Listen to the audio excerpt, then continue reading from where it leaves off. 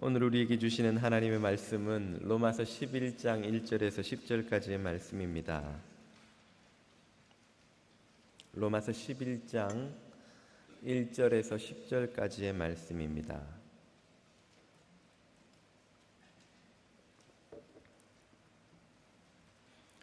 자매님과 형제님들이 한 절씩 읽겠습니다. 그러므로 내가 말하노니 하나님이 자기 백성을 버리셨느냐? 그럴 수 없느니라. 나도 이스라엘이니요 아브라함의 씨에서 난 자요 베냐민 지파라. 하나님이 그 미리 하신 자기 백성을 버리지 아니하셨나니 너희가 성경이 엘리야를 가리켜 말한 것을 알지 못하느냐? 그가 이스라엘을 하나님께 고발하되 주여 그들이 주의 선지자들을 죽였으며 주의 제단들을 헐어버렸고 나만 남았는데 내 목숨도 찾나이다 하니 그에게 하신 대답이 무엇이냐? 내가 나를 위하여 바알에게 무릎을 꿇지 아니한 사람 7,000명을 남겨두었다 하셨으니 그런즉 이와 같이 지금도 은혜로 택하심을 따라 남은 자가 있느니라. 만일 은혜로 된 것이면 행위로 말미암지 않음이니 그렇지 않으면 은혜가 은혜되지 못하느니라. 그런즉 어떠하냐? 이스라엘이 구하는 그것을 얻지 못하고 오직 택하심을 입은 자가 얻었고 그 남은 자들은 우둔하여 졌느니라. 기록된 바 하나님이 오늘까지 그들에게 혼미한 심령과 보지 못할 눈과 듣지 못할 귀를 주셨다 함과 같으니라.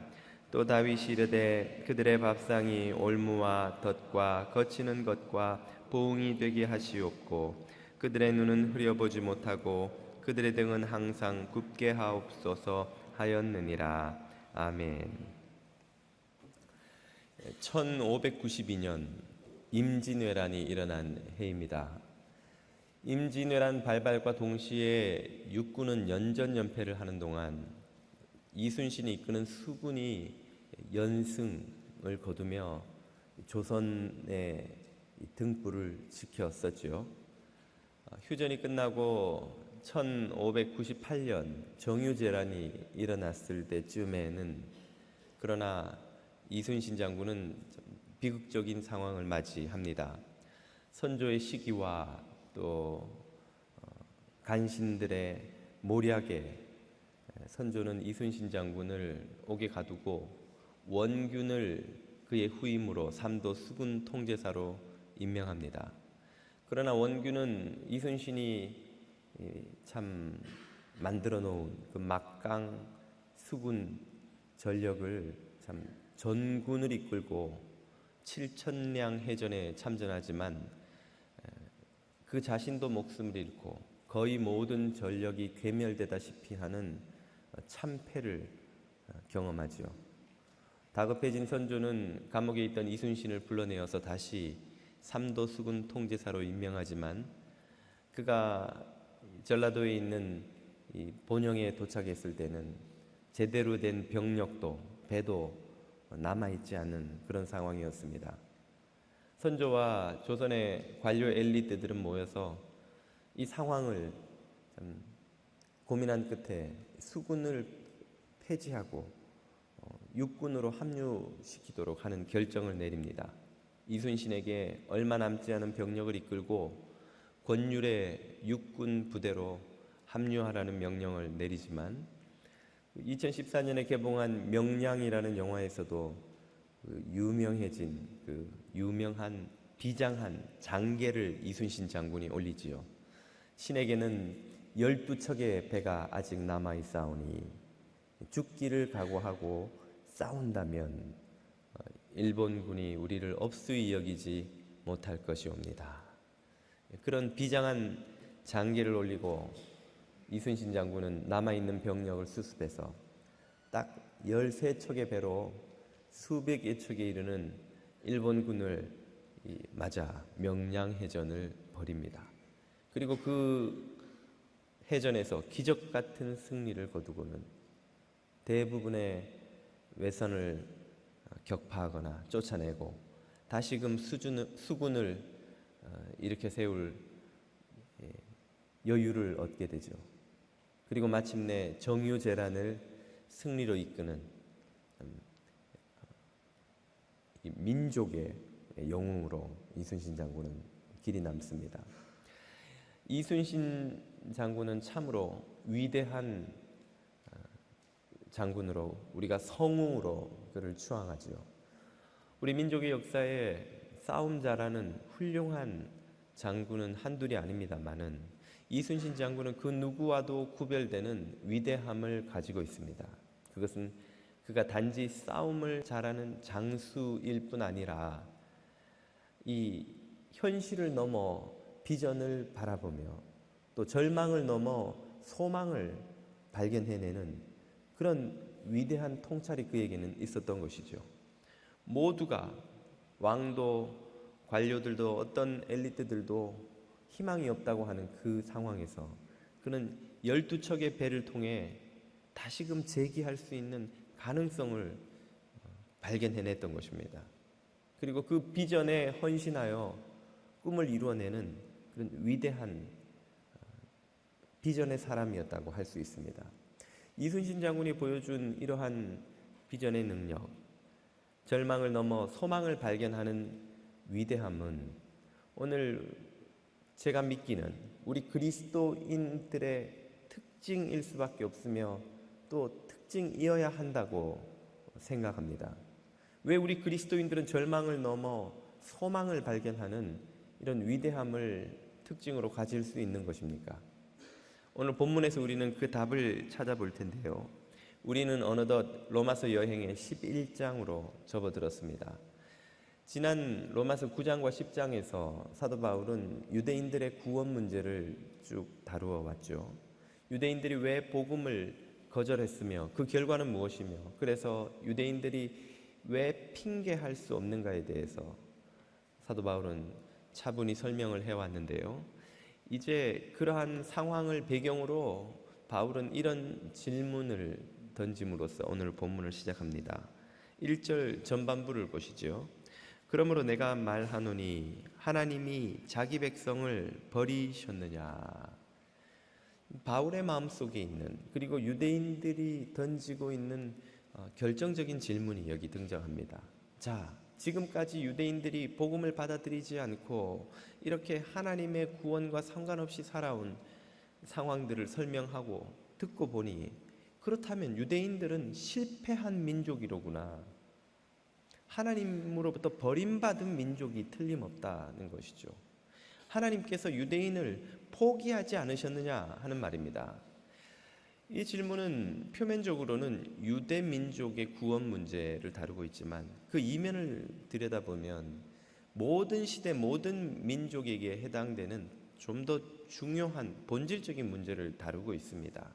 그것은 무엇인고 하니 인간의 불순종이 하나님의 뜻을 폐기할 수 있느냐 하는 문제이죠.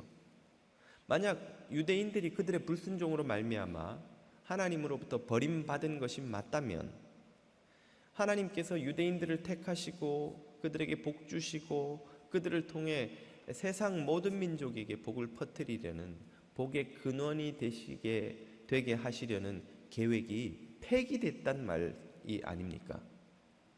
유대인들의 불순종이 하나님의 계획을 폐기시켰습니다. 하나님의 뜻을 폐기시켰습니다. 만약 그것이 맞다면 오늘 모든 시대를 살아가는 의인들은, 하나님의 뜻을 구하며 살아가는 이들은 인간의 죄와 악과 불신앙이 하나님의 계획과 뜻을 폐기시킬 수밖에 없다는 현실을 마주치게 됩니다. 우리는 현실에서 얼마나 많이 인간의 죄와 악이 하나님의 뜻을 훼손시키고 폐기시키는 것처럼 보이는 현실을 마주합니까? 우리의 가정이 사람들의 불신실함으로 흔들립니다. 우리의 일터가 부정과 부패로 흔들립니다. 우리의 민족이, 나라가, 우리가 살아가는 시대가 온갖 부패로 흔들립니다.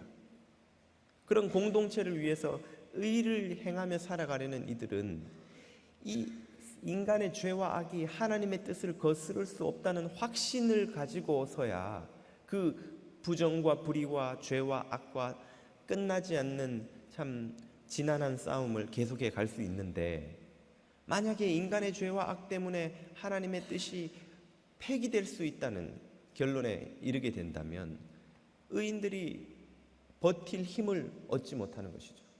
용기를 잃어버리게 될 것이라는 말이죠. 우리는 현실에서 얼마나 자주 그러한 예들을 봅니까? 독이 한 방울이면 한 통 가득한 생수를 다 못 먹는 물로 만들어 버릴 수 있듯이 우리 사회의 작은 부정과 부패로도 온 공동체가 병들고 고통당하는 일을 얼마나 자주 보느냐는 것입니다. 한국에서 요즘 김영란법이라는 것이 온 나라의 화제입니다. 전 대법관인 김영란 전 대법관이 발의한 법이라 하여서 김영란법이라는 별명이 붙어있는 이 법은 공직자를 비롯한 공공의 이익을 위해 봉사하는 이들은 3만 원이 넘는 음식을 대접받거나 혹은 어떤 촌지를 받거나 하면 그 모든 것을 직무 연관성과 상관없이 처벌한다는 것이죠. 이 김영란법이 참 깨끗한 사회를 위해 만들어진 법인데 이 법이 처음 시행을 앞두고 있을 때 아주 맹렬한 반발에 부딪혔다는 것입니다. 그리고 그 반발의 가장 중요한 논리가 무엇인고 하니 김영란법이 시행되면 우리나라 경제가 망한다는 거예요.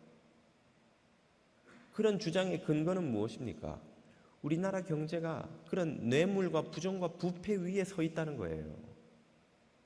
그런 뇌물을 주고받지 않으면, 그런 접대를 하지 않으면, 그런 식의 선물을 주고받아서 자신들의 이익을 정직하지 않은, 공평하지 않은 방법으로 취하는 그런 관행이 없어지면 우리나라 경제가 돌아가지 않는다고 주장할 정도로, 물론 과장된 것입니다만은 그럴 정도로 사회 곳곳에 뿌리 깊게 부정과 부패가 박혀 있다는 것입니다.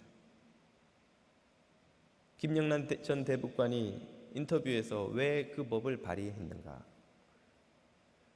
청탁이 하도 많이 들어와서 그걸 거절하기가 미안하다는 거예요. 거절하기가 할 수가 없다는 거예요. 한국 사회의 이 체면과 지연과 학연과 인연으로 연결되어 있는 사회에서 혼자 깨끗한 척하면서 법관이라고 그걸 거절할 수가 없다는 거예요. 그러니까 법으로 거절할 수밖에 없게 만들어서 떳떳하게 거절할 수 있게 해주기 위한 것이 이 법의 취지라고 전 대법관이 인터뷰를 합니다. 무엇을 말해주는 것입니까?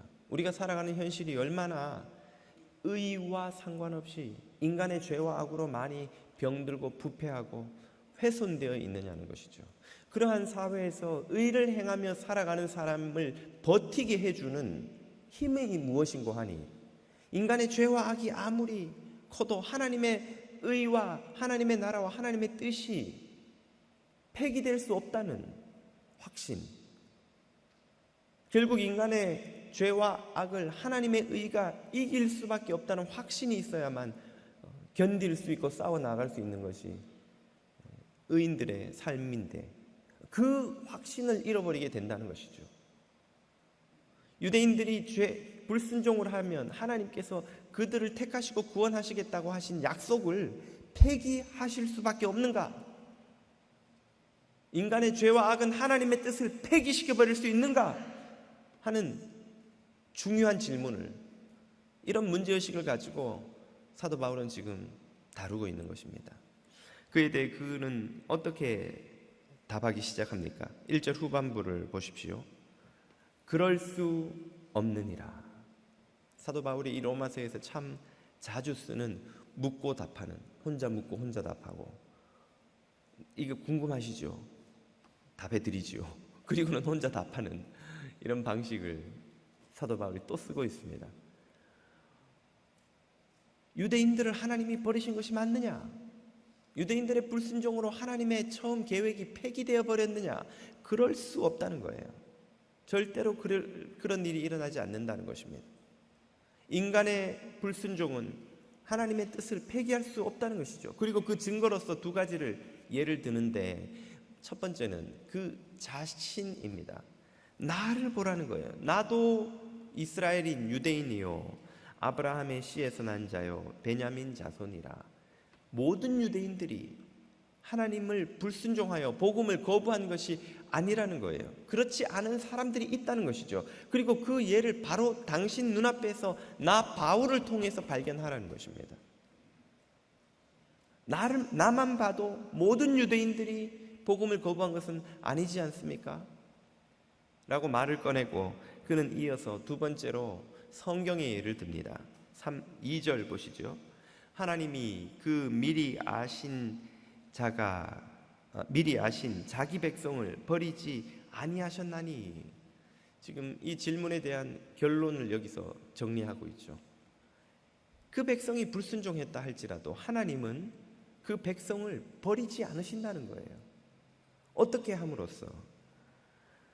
2절 후반부입니다. 너희가 성경 열왕기상 19장 전후반부가 엘리야를 가리켜 말한 것을 알지 못하느냐. 그가 이스라엘을 하나님께 고발합니다. 열왕기상 19장 즈음에는 어떤 상황이 벌어집니까? 그 당시 북왕국 이스라엘은 아합과 그의 아내 이세벨이 통치하던 시대였습니다. 이세벨은 두로 왕의 딸이자 공주이면서 동시에 바알의 선지자입니다. 그가 이스라엘의 아합 왕에게 결혼을 하러 올 때 많은 바알의 선지자들을 데리고 왔습니다. 그는 이 이스라엘을 바알의 나라로 만들겠다는 사명을 갖고 온 바알의 사도였어요. 그리고 그는 얼마나 강력한 강단을 지닌 여장부였는지 아합을 쥐고 흔듭니다. 아합과 이세벨은 온 나라를 바알의 나라로 만들어가기 시작하죠. 여호와의 선지자들이 어떻게 됩니까? 2절, 3절입니다. 주여, 엘리야의 탄식이죠. 그들이 아합과 이세벨과 그 수하들이 말이죠, 바알의 선지자들이 말이죠, 주 여호와의 선지자들을 죽였으며 주의 제단들을 헐어버렸고 이제는 나만 남았는데 그들이 내 목숨도 찾나이다 하니. 바알의 선지자들, 아합과 이세벨의 수하들이 여호와의 선지자들을 다 죽여버리고 죽임을 당하지 않은 이들은 다 배교해버리고 백성들도 그 서슬퍼런 위협에 전부 바알 숭배로 넘어가 버리고 이제 누구만 남았는가? 나만 남았는데 나도 곧 잡혀 죽게 생겼습니다. 우리 민족은 이제 끝장났습니다.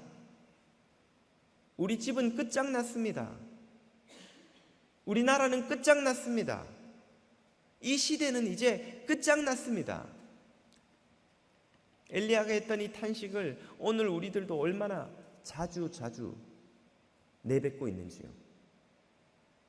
바꿀 수 없는 현실, 계란으로 바위 치는 것 같은 불의와 어둠의 세력 앞에서 좌절하며 우리는 얼마나 자주 주님, 우리 집은 끝장났습니다. 내 인생은 끝장났습니다. 우리 교회는 희망이 없습니다. 우리나라는 이제 희망이 없습니다. 이 시대는 끝이 났습니다. 얼마나 자주 우리들도 탄식하며 엘리야가 했던 이런 고발을 주님 앞에 쏟아놓는지요. 그런 우리들에게 주님은 뭐라고 답을 하십니까? 4절을 보십시오. 그에게 엘리야에게 하신 대답이 무엇이냐? 또 우리들에게 주님이 지금 해주시는 대답이 무엇이냐? 그것이 이것이죠. 내가 나를 위하여 바알에게 무릎 꿇지 아니한 사람 7,000명을 남겨두었다 하셨으니 7,000명이 남아있다. 남은 자들이 있다는 거예요. 이 남은 자들이 있다는 것은 곧 이 민족이 아직 끝장나지 않았다는 것입니다. 이스라엘이 완전히 실패했느냐? 끝이 아니라는 거예요. 하나님이 이스라엘을 포기했느냐? 포기하시지 않았다는 거예요. 하나님이 이스라엘을 잊어버리셨느냐? 잊어버리시지 않았다는 거예요. 이스라엘을 향한 하나님의 마음과 계획이 바뀌었느냐? 바뀌지 않았다는 거예요. 여전히 하나님은 이스라엘을 위한 계획과 뜻을 품고 계시고 이루고 계시고 이스라엘의 운명은 그러므로 아직 끝난 것이 아니라는 것을 보여주는 것이 바로 이 남아있는 7,000인입니다. 그 남은 자들은 마치 잘린 나무의 그루터기와 같은 존재지요. 그루터기가 보여주는 것은 그 거대한 아름드리 나무가 지금은 잘려서 죽은 것 같다는 것이죠. 그러나 그런 그루터기에서 무엇이 움터 나옵니까? 새싹이 자라는 거예요. 여러분, 그루터기 한쪽 귀퉁이에서 이파리를 틔우는 싹을 보신 적이 있는지요? 마침내 그 이파리가 자라나 이전에 있던 그 아름드리 나무 못지않은 거대한 나무로 자라는 일들이 그루터기에서 시작되는 거예요. 그러므로 그루터기는 실패의 증거가 아니라 생명이 아직 남아있다는 증거인 것입니다. 이 7천인의 남은 자들은 이 유대민족, 이스라엘 민족이 망했다는 것의 증거가 아니라 이 민족이 아직 망하지 않았고 희망이 있다는 증거인 것이죠. 하나님은 엘리야에게 이 7천인을 보라는 거예요. 이 남아있는 자를 보라는 거예요. 이들을 통해서 이 민족의 소망을 발견하라는 거예요. 신에게는 12척의 배가 남아있나이다 하는 이순신에게 그 위대한 비전이 있었다면 엘리야에게 필요했던 것은 이 7천인을 통해서 이 민족의 미래를 바라보는 소망을 품는 것이 필요했던 것입니다. 어떻게 이 7천인은 이스라엘의 소망이 될 수 있었습니까? 이 4절을 다시 한번 보십시오. 주님께서 뭐라 말씀하셨습니까? 내가 나를 위하여 남겨두었다. 이 7천인이 어떻게 이스라엘의 소망이 되는지가 중요합니다. 그것은 하나님이 이스라엘의 배교와 불신앙과 실패를 보고 그만 그들을 향한 뜻을 접어버리셨는데 7천 명이 끝까지 인내하며 바알에게 무릎 꿇지 않고 믿음을 지켰기 때문에 그것이 하나님을 감동시켜서 하나님이 그 계획을 버리지 않도록 붙들어 낸 것이 아니라는 것이죠. 오히려 하나님께서 처음부터 그들의 배교와 불순종에도 불구하고 당신의 계획과 뜻을 포기하지 않으셨기 때문에 그들을 위한 소망을 준비하시기 위해 그들의 미래를 예비하시기 위해 이 7천인을 택하여서 골라서 남겨두셨다는 말입니다. 다시 말해 이 7천인은 무엇으로 말미암아 남은 자가 되었습니까? 하나님의 은혜로 남은 자가 되었다는 것입니다. 공동체의 소망은 하나님께로부터 오는 줄로 믿으시기를 바랍니다. 의인으로부터 오는 것이 아닙니다. 위대한 비전의 사람에게서 오는 게 아니에요. 놀라운 지도력을 가진 리더에게서 나오는 것이 아닙니다. 공동체의 진정한 소망은 그 공동체를 향한 뜻과 계획과 긍휼을 거두지 않으시는 하나님의 은혜에서 나오는 것입니다. 그것은 엘리야의 시대나 오늘 이 시대나 우리가 살아가는 이 삶의 자리에서나 마찬가지입니다. 오늘 본문 5절이 그 사실을 이렇게 말해주죠. 그런즉 이와 같이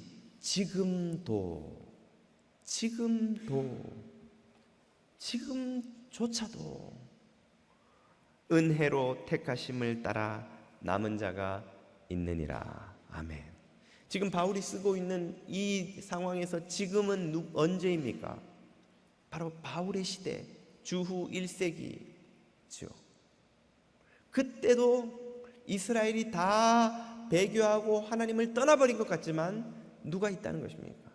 하나님의 은혜로 부름을 받아 택함을 받아 교회로 부름받은 이들이 남아있다는 거예요. 어거스틴의 시대에도 남은 자가 있었다는 거예요. 중세의 교회들이 다 몰락해버리고 부패해버리고 세상을 쫓아가는 것 같아도 루터의 시대에도 남은 자들이 있었다는 거예요. 그리고 오늘 이 시대에도 여전히 하나님의 은혜로 택함을 받은 남은 자들이 있다는 것을 여러분이 믿으시기를 바랍니다. 그들이 누구입니까? 그들이 바로 저와 여러분 교회인 것입니다. 교회는 하나님의 은혜로 말미암아 택함을 받아 이 시대를 위해 남은 자로 부름받은 이들입니다. 오늘 우리가 교회로 부름받아 이 시대를 위한 남은 자가 된 이유가 있다면 무엇일까요? 그것은 오늘 이 본문 5절이 말해준 것처럼 은혜를 따라서 은혜로 택함을 받아서 그렇게 된 것이죠. 그것을 6절이 이렇게 덧붙여 설명해 줍니다. 만일 그 부름받고 택함받아 남은 자가 된 것이 은혜로 된 것이면 행위로 말미암지 않음이니. 다시 말해, 그 사람이, 우리가 교회로 부름받은 우리들이 교회 밖에 있는 사람들보다 도덕적으로 탁월하기 때문에, 지적으로 더 뛰어나기 때문에, 더 부유하거나 더 많이 배웠거나 더 높은 지위를 가졌기 때문에 부름받아 남은 자 교회가 된 것이 아니란 말이에요. 우리는 그들보다 더 탁월하지 못할 뿐 아니라 어떤 경우는 훨씬 못 미치는 수준에 이르기까지 합니다. 그런데도 불구하고 남은 자가 된 것은 그렇지 않으면 은혜가 은혜되지 못하기 때문입니다. 만약 하나님께서 부유한 사람을 기준으로 남은 자를 만드셨다면, 지적으로 뛰어난 사람들을 기준으로 남은 자를 만드셨다면, 외모가 출중한 사람들을 기준으로 남은 자를 만드셨다면 그 공동체를 통해서 하나님이 드러나겠습니까? 그 사람들이 드러나겠습니까? 가끔 목사들끼리 만나서 대화를 하다 보면 그런 이야기를 듣습니다. 아니 뭐 목사 아니라 교인들에게도 가끔씩 듣는 이야기인데요, 우리 교회에는 사자가 많습니다. 한국의 어느 유명한 목사님이 한 설교가 화제가 되어서 잠깐 봤더니, 우리 교회는 판검사가 뭐 몇 명이 있지 않습니까? 물론 그걸 자랑하려고 하신 말씀은 아니고 다른 이야기를 하다가 중간에 이렇게 지나가면서 하는 말씀인데, 우리 어떤 교회는 판검사가 몇 명이 있어요. 어떤 교회는 뭐 사자가 얼마나 많아요. 어떤 사람은 어떤 교회는 엘리트가 얼마나 많아요. 그런 교회에서 사람들이 보게 되는 것은 무엇입니까? 그 사람들의 세상적인 권세나 세상적인 영향력이나 그들의 학식이나 그들의 자랑거리죠. 그들을 불러서 이 시대를 위한 남은 자로 삼으시면 은혜가 은혜되지 못하는 거예요. 부르신 하나님의 은혜가 드러나지 않는 거예요. 저 사람들은 배운 게 많으니까 저렇게 훌륭한 교회를 이루어서 세상을 위해 뭔가 많이 하나 보구나. 저 사람들은 돈이 많으니까 저렇게 모여서 도네이션을 많이 해서 참 여러 어려운 지역을 돕고 하나 보는구나. 하나님의 은혜가 드러나지 않고 그들의 외적인 조건과 행위와 지위가 드러나게 되는 것이죠. 그렇기 때문에 은혜가 은혜되지 않기 때문입니다. 하나님이 자격도 없고 능력도 없는 우리들을 불러 교회로 세우시고 이 시대를 위한 남은 자로 부르신 이유는 은혜가 은혜로 드러나게 하기 위함이죠. 그러면 아무것도 없는 우리들이, 아무 능력도 지위도 영향력도 없는 이들이 어떻게 세상에 남은 자가 됩니까? 그것은 우리들이 남은 자가 된 것과 똑같은 원리입니다. 은혜로 남은 자가 된 것처럼 세상에도 은혜로 말미암아 소망이 되는 것이죠. 그것이 무슨 말입니까? 그것은 우리 안에 이 세상이 붙들 진정한 소망, 예수 그리스도의 십자가가 있다는 사실입니다. 우리가 세상에 줄 수 있는 최고의 소망은 예수 그리스도의 십자가인 줄로 믿으시기를 바랍니다. 교회가 세상에 왜 소망이 될 수 있습니까? 교회 모인 사람들이 겸손하고 도덕적이고 훌륭하고 봉사를 많이 하고 도네이션을 많이 하기 때문에요. 어저께 어느 신문 기사를 보니까 미국에서 도네이션 많이 한 부자들 리스트가 쭉 나오는데 그 제일 꼴찌에 있는 사람이 도네이션 한 액수만 해도 우리 교회 1년 예산 전체를 다 한 것보다 많더군요. 아마 우리 교회가 46년입니까? 44년입니까? 44년 동안 교회 전체 예산을 다 더한 것보다 그 한 사람이 도네이션한 게 훨씬 많을 거예요. 교회가 도네이션하고 봉사하고 하는 일들이 중요하지 않고 무가치하다는 뜻이 아닙니다. 그 모든 일들이 귀함에도 불구하고 교회가 진정으로 세상에 줄 수 있는 소망은 그 어떤 것도 아닌 예수 그리스도의 십자가의 복음이라는 것을 깨달으실 수 있기를 축복드립니다. 그 복음 때문에 교회는 이 세상의 소망이 되는 것입니다. 그 복음 때문에 그리스도인들은 이 세상에, 이 시대에 남아있는 자들이 되는 것이죠. 오늘 얼마나 우리들이 살아가는 세상에 소망이 필요합니까? 우리들의 흔들리는 가정에 소망을 주는 남은 자들이 필요합니다. 우리들의 흔들리는 일터에 끝까지 의를 지키며 살아가는 소망의 남은 자들이 필요한 것입니다. 불안하고 위험하고 두려운 조국의 현실에 불의와 부정 앞에 흔들리는 이 시대 앞에 남은 자들이, 소망이 되는 남은 자들이 필요한 것입니다. 누가 그 남은 자들이 될 것입니까? 주님이 누구를 그 남은 자들로 부르셨습니까? 바알에게 무릎 꿇지 않고 십자가 앞에 무릎 꿇는 자들을 오늘 주님께서 은혜로 택하셔서 그 남은 자로 불러 오늘 저와 여러분을 이 자리에 불러주신 줄로 믿습니다. 우리들은 우리들의 속한 가정의 남은 자들입니다. 우리들의 힘겨운 일터의 남은 자들입니다. 우리 조국과 이 미주 땅을 위해 중보하는 남은 자들입니다. 사람들이 이제 이 공동체는 끝이 났어, 이 가정은 끝이야, 저 일터는 희망이 없어, 저 나라는 이제 끝이야 라고 탄식하며 단정해버릴 때 그들에게 아니 남은 자가 여기 있으니 소망을 버리지 말라고 말할 수 있는 자들, 바로 그런 이들이 오늘 주님께서 세우신 저와 여러분 교회인 줄로 믿습니다. 여러분의 삶의 자리에서 남은 자가 되어 주님께서 이 세상에 소망을 전하는 축복의 통로가 되실 수 있기를 축복드립니다.